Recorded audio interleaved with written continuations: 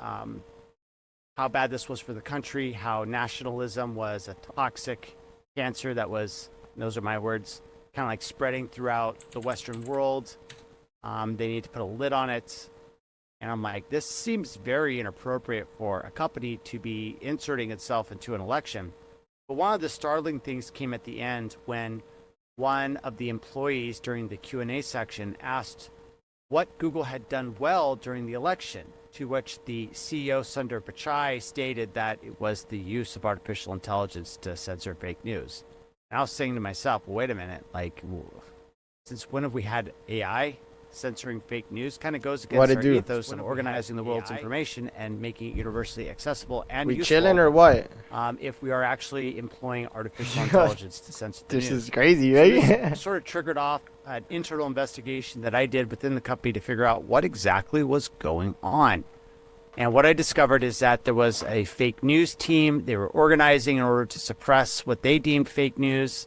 But the problem that I saw was that some of the stuff they were deeming as fake was actually real news.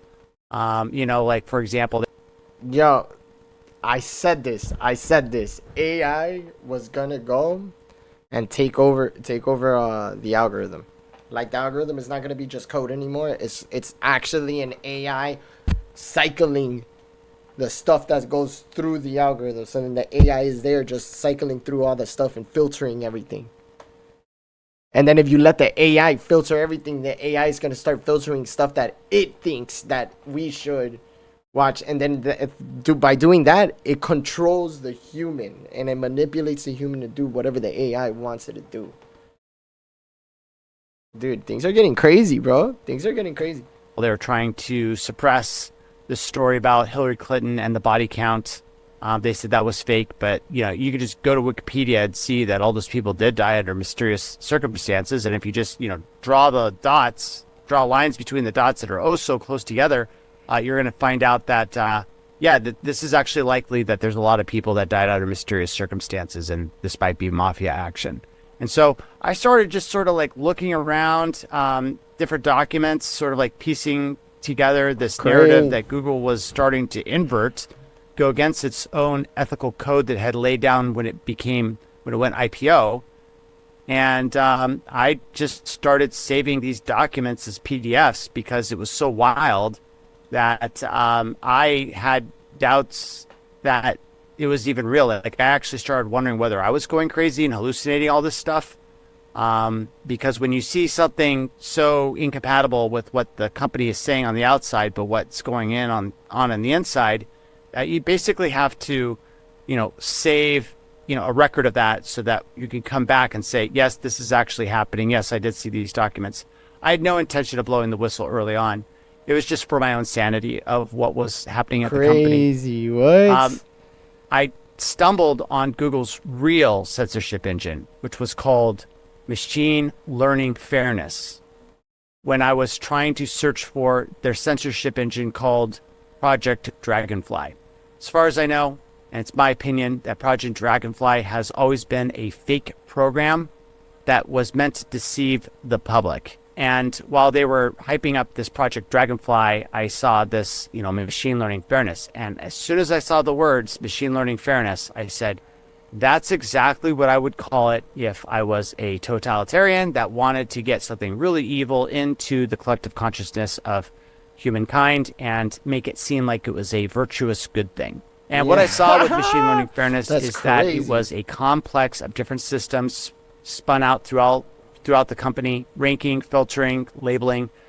And there was documents that were messaging middle management and explaining to them how they were going to approach their own employees and explain how great this was, and insert this into every level of their, infrastructure, search, news, YouTube, and eventually email, right? And so as I saw this communication and this plan and this ranking, I started to just start hitting save as PDF on all these different websites. This is actually going beyond the line of ideology and into criminal activity. I felt that I was now a conspirator if I had done nothing.